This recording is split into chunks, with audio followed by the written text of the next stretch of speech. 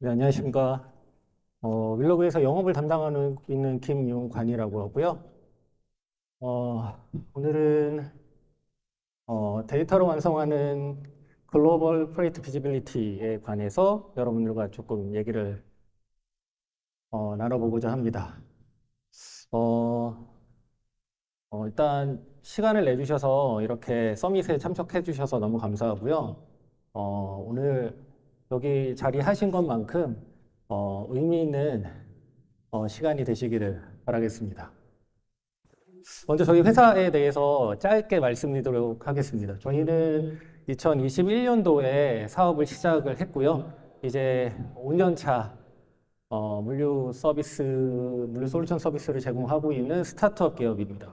저희 뭐 여러 가지 솔루션 제공하고 있는데 상도 많이 받았고 인증도 많이 받았습니다. 근데 여기 계신 분들께 저희가 저희를 어떻게 기억하셨으면 좋겠다라고 이제 말씀드리 부탁드리고자 하는 거는 저희는 카고 비질리비티 서비스에서는 최고의 서비스를 제공하고 있는 전문가 기업으로 기억해 주시면 감사할 것 같습니다. 네, 그러면 이 질문을 가지고 이야기를 좀 시작하도록 하겠습니다. 과연 카고 빌리지빌리티란 무엇일까에 대해서 좀 고민을 해보도록 하겠습니다. 저희는 이렇게 정리를 하고 있습니다. 관찰에 머물렀던 전통적인 인식에서 관리와 전략적으로 진화하고 있는 물류의 핵심 요소라고 정의를 하고 있습니다. 여기 계신 분들은 다 물류계 업계에서 종사를 하고 계신 분들로 알고 있고요. 카고 비질리티 아니면 트래킹 아니면 화물 추적 뭐 여러 가지 단어로 소구가 되고 있는데 이 개념에 대해서는 예전부터 많이 접해보고 들어보셨을 거라고 생각을 합니다. 먼저 예전 영역을 보면 저희가 이 세 가지 키워드로 정리를 할 수 있을 것 같습니다. 위치, 그 다음에 도착 예상 시간을 맞춰보는 것, 그 다음에 해상 운송에 대한 포트에서의 포트, 이 세 가지를 조합하는 게 전통적인 카고 비질리티의 인식이었던 것 같습니다. 사실은 제가 전통적이라고 표현을 했지만 최근까지도 이런 서비스들이 주류를 이뤄왔던 것은 사실입니다. 자, 근데 이 카고 비질리티에 대한 인식과 시장이 우측에서 보시는 것처럼 다각화되고 확장되고 있습니다. 자, 먼저 위치에 머물렀던 인식이 위치뿐만이 아니라 운송의 과정에서의 내화물의 배송과 보관의 조건은 어떻게 되었는가라고 하는 카고 컨디션의 영역이 더해지고 있고요. 그 다음에 이것을 측정하기 위한 IoT 디바이스의 기술이 점진적으로 발전하고 있습니다. 또 해상에 머물렀던 운송에 대한 유형이 전체 모든 운송 유형으로 확대가 되고 있고요. 그 다음에 해상 구간 포트 투 포트에 머물렀던 커버리지도 퍼스트 마일과 라스트 마일까지 포함하는 엔드 투 엔드 운송으로 확대가 되고 있습니다. 여기에 데이터라고 하는 요즘 핵심 기술이 덧붙여져서 결국에는 카고 비질리티 기반의 물류 전략을 수립하는 거시 영역으로 기술 영역으로 확대가 점차적으로 되고 있습니다. 자, 그러면 왜 이렇게 카고 비질리티의 영역이 확장이 되고 있을까요?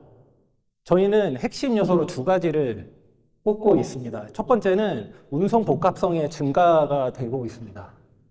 물류 서비스는 점진적으로 발전이 되고 있죠. 좀 더 빠른 서비스, 좀 더 안전한 물류 서비스를 제공하고 위한 각 기업들의 노력이 지속이 되고 있고요. 여기서 멀티모달이나 다단계 공급망에서의 화물 단위 상태 파악이 필수인 시장으로 되어가고 있습니다. 두 번째는 보안하고 안전 리스크예요. 요즘의 산업의 트렌드가 딥테크, 요즘은 빅테크로 진화가 되고 있습니다. 뉴스에서 많이 접하고 계시죠? 그래서 이러한 기술 집약적 또는 하이밸류 카고에 대한 도난과 분실에 대한 리스크가 점점적으로 높아지고 있고요. 결국에는 이런 리스크를 해소하기 위한 여러 다각적 방안으로서의 비지빌리티 시장이 확대가 되고 있는 겁니다.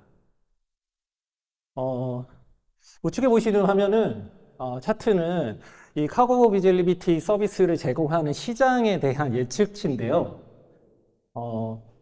올해는 55조 원 정도로 시장이 확대가 될 것 같고 2034년에 가면 이게 176조까지 성장할 것으로 예상이 되고 있습니다.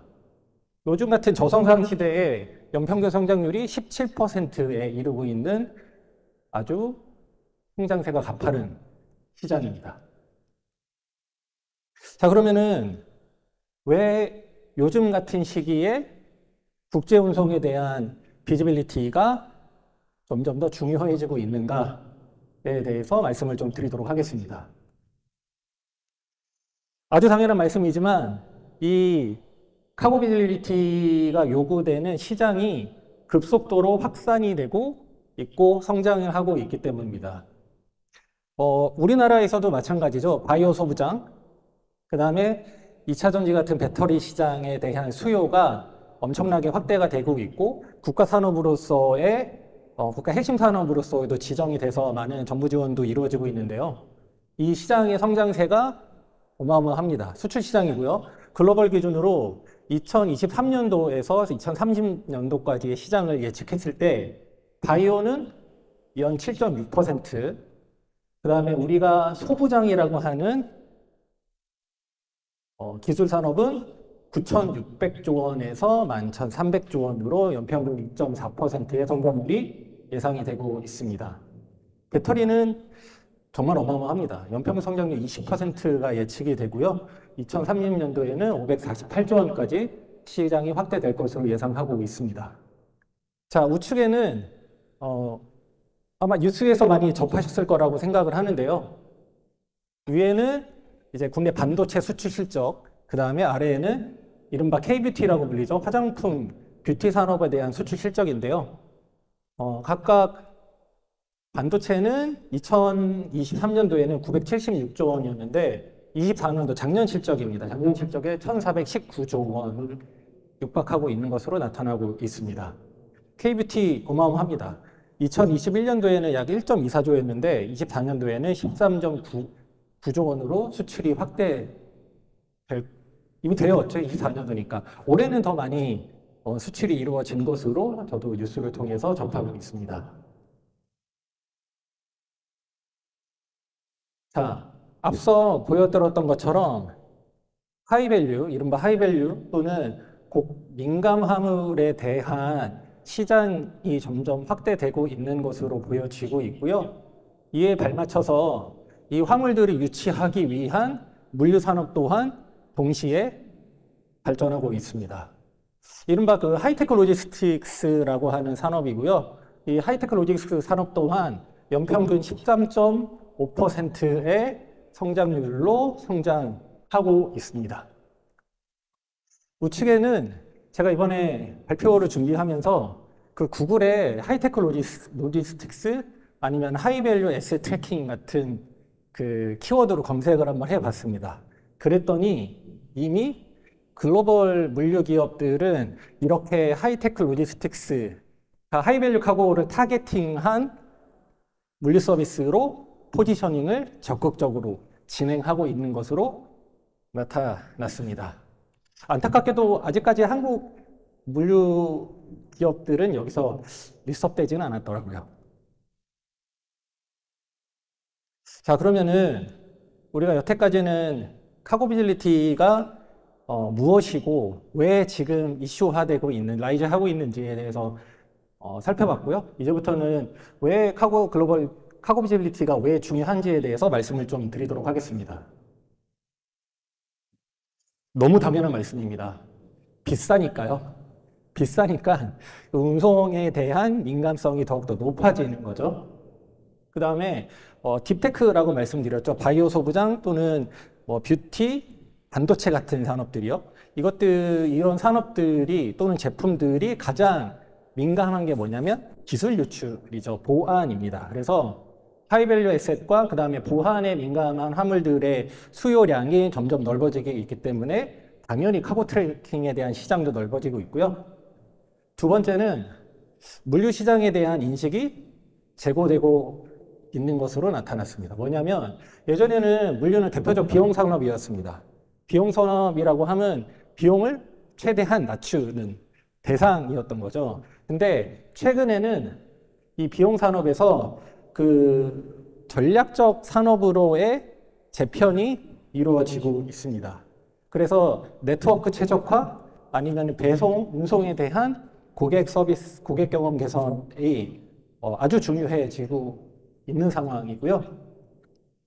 그 다음에 컴플라이언스 이슈입니다. 컴플라이언스 같은 경우는 당연히 바이오, 그 다음에 소부장 같은 첨단 산업, 그 다음에 의료 산업들은 아주 타이트하게 적용을 받고 이 타이트한 컴플라이언스나 레귤레이션에 최대한 맞춘 서비스를 제공하기 위해서 요즘은 글로벌 피지빌리티가 점점 더 그 중요성을 더해가고 있는 겁니다.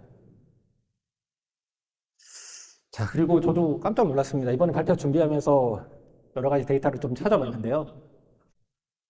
이렇게 좋은 기술이나 아니면 서비스들이 나날이 제공되고 있음에도 불구하고 어마어마한 운송 중에 그 화물 피해가 발생하고 있는 것으로 저도 좀 나타나고 있습니다.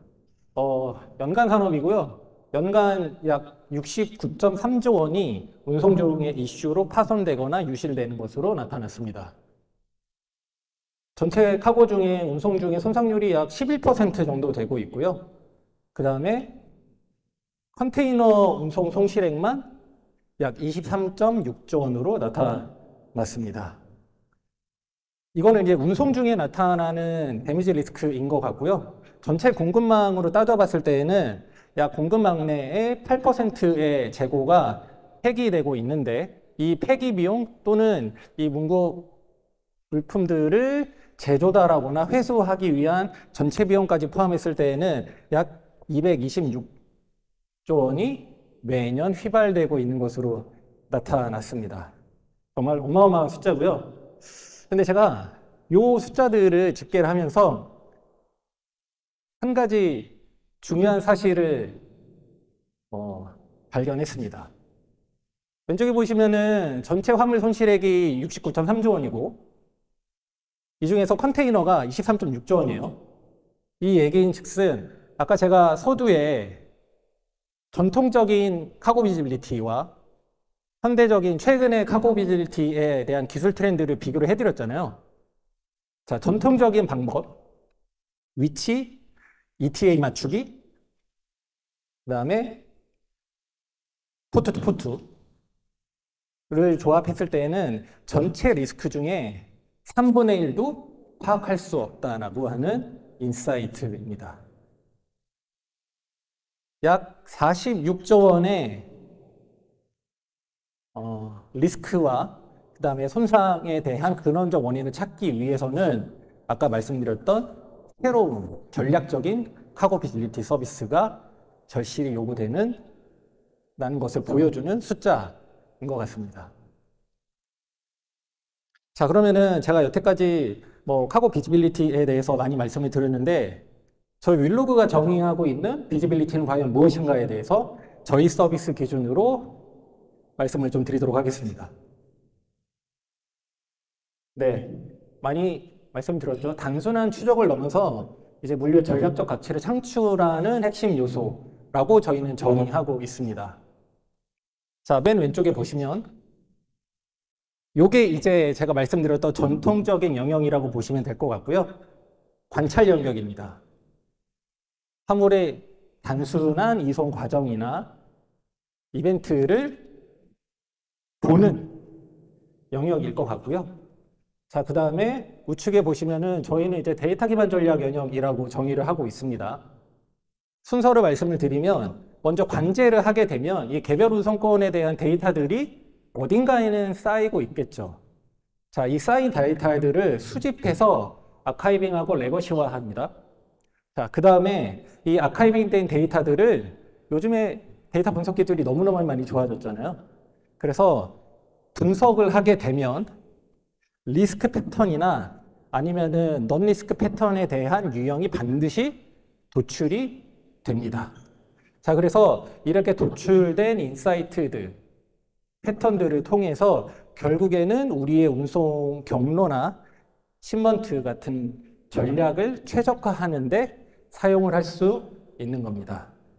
자, 이거는 글로벌 비지빌리티를 만드는 플라이 휠이고요. 데이터가 많아지면 많아질수록 우리의 전략도 더욱더 풍성해질 수가 있습니다.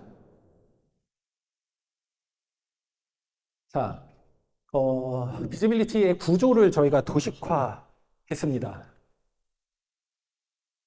E2E 통합가시성이고요. 위치뿐만 아니고 화물의 상태, 그 다음에 운송의 이벤트들을 종합적으로 측정하고 트래킹하고 있습니다. 선적지 내륙 구간 운송, 크게는 국제 운송 구간, 마지막에는 도착지 내륙 운송 구간이고요. 크게 세 가지 구간으로 구획화됩니다. 선적지와 도착지에서는 IoT 또는 GPS 데이터를 조합해서 비지빌리티를 제공하고 있고요. 해상에서는 IoT뿐만이 아니라 GPS, AIS, 터미널, 스케줄 데이터 같은 것들을 종합적으로 들이부어서 엔드투엔드에 대한 비지빌리티를 완성하는 모델입니다. 자, 이 위에 저희는 이제 데이터 코어라고 명명하고 있는데요. 데이터 분석과 인공지능이라고 하는 요즘에 핫하죠. 접목을 시키게 되면 결국에는 운송 전략에 대한 고도화를 이룰 수가 있고요. 이 고도화를 넘어서 어떻게 하면 좋겠다라고 하는 진단과 예측 분야까지도 이 트래킹 기술이 데이터를 기반으로 발전할 수 있습니다. 이미 그렇게 되고 있죠.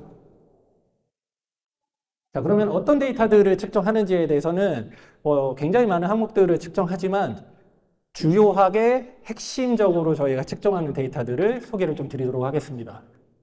자, 기본적으로는 위치가 가장 중요합니다. 위치가 가장 중요하고요. 그 위에 저희는 두 가지 카테고리에 대한 데이터를 측정을 하는데요.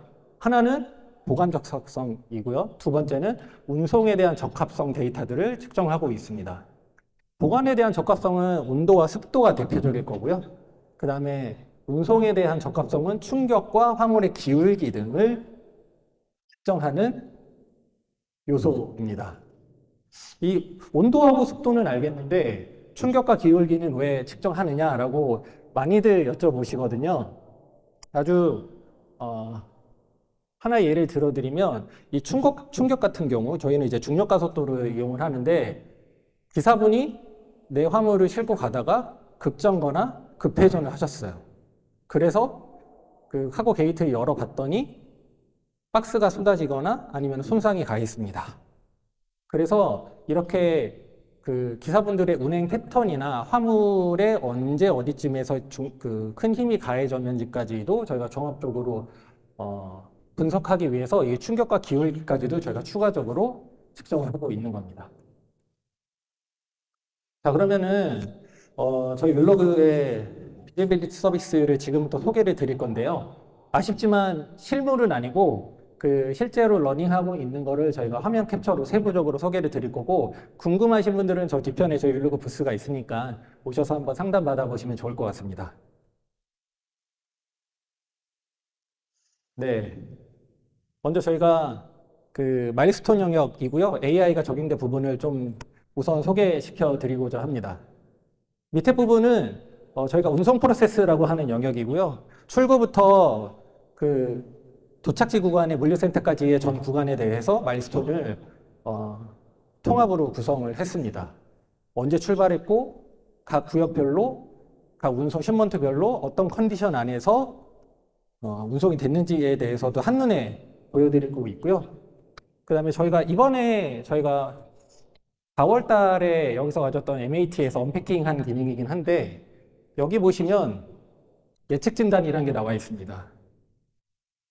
보시면 여기가 저희가 프로토타입으로 AI를 적용한 모델이고요. 날씨 정보를 읽어와서 강풍주의보가 발령이 됐다라고 하는 기후 데이터를 적용해서 AI가 어떻게 진단을 하고 있는지에 대해서 보여드리도록 하겠습니다. 자, 보시면 결과적으로는 이러한 기상 상황 안에서 리스크가 예상이 되니까 기후 데이터, 작업의 일정을 변경하는 것을 AI는 권고를 하고 있습니다. 자, 제가 말씀드리고 싶은 건 단순히 저희가 AI를 접목해서 예측이나 진단을 하고 있다는 게 아니라 이 AI를 통해서 저희가 물리 현장에서 가져갈 수 있는 최대의 베네핏은 경험에만 의존하지 않고 좀 더 객관적인 상황으로 적절한 조치를 현장에서 이행할 수 있다는 부분에 있을 것 같습니다.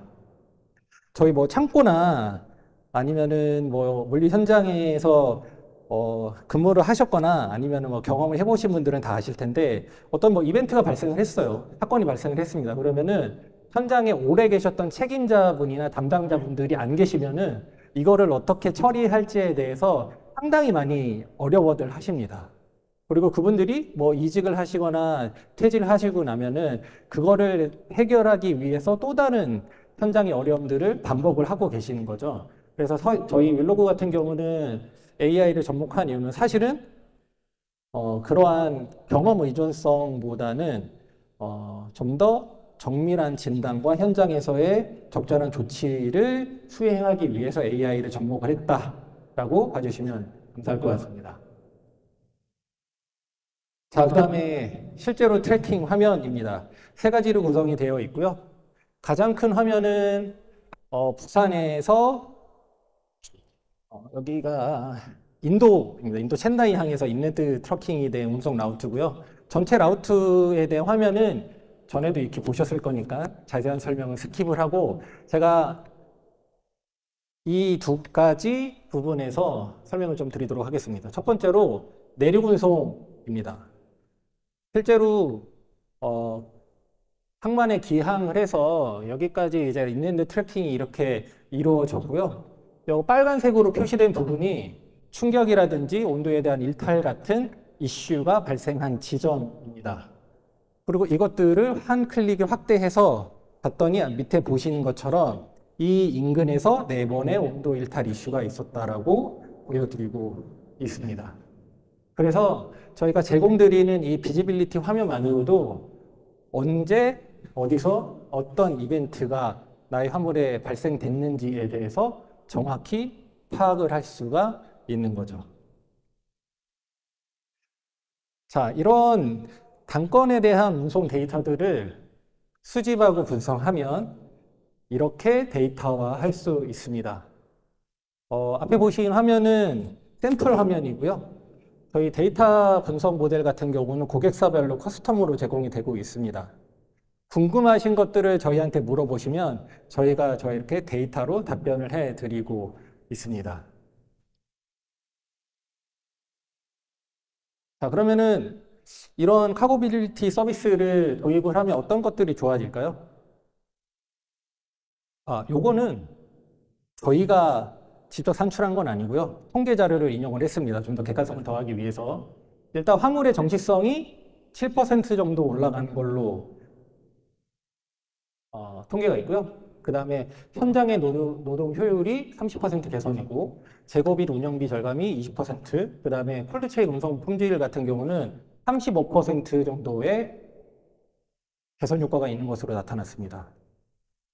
여러분들 운영하고 계시는 제품의 볼륨 아니면 금액을 생각하셨을 때 여기 중에서 절반만이라도 우리 회사에 적용이 된다면, 개선이 된다면 얼마만큼의 큰 비용적 효과가 있을 것인지는 잘 알고 계실 것 같습니다.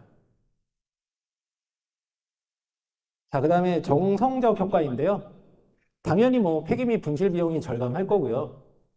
운영 효율성 향상도 확실히 개선이 될 겁니다. 다음에 리스크에 대한 사전 관리 또는 한두 번 리스크를 겪었다고 하더라도 사후적인 이행 조치, 개선 조치가 가능할 것으로 예상되고 있습니다. 네, 마지막 페이지입니다. 저희가 고민을 했습니다. 어떤 기업들이 저희가 사례에 대해서 말씀을 드릴까라고 하다가 저희 대표적인 고객사들을 안내를 드리는 것이 낫겠다라고 생각을 했고요. 요 앞에 보시는 고객사 외에도 많은 고객사분들이 저희 율로그와 함께 물류 현장의 문제를 개선해 가고 계십니다. 그 맨 위에 보이시는 문장이죠. 그 유명한 경제학자 피터 드러커께서 하신 말씀이고요. 네. 측정할 수 없으면 개선할 수 없다. 그래서 마지막으로 드리고 싶은 말씀은 저희 윌로그면 참 좋을 것 같고요. 아니면 윌로그가 아니더라도 이러한 첨단화된 카고 비질리티 아니면은 데이터 기반의 물류 전략 솔루션을 도입을 하셔서 여러분들의 물류를 개선해 나아가고 비용적인 효과를 꼭 거두시기를 바라겠습니다. 네, 이상 딱 30분 됐네요. 발표 마치도록 하겠습니다. 감사합니다.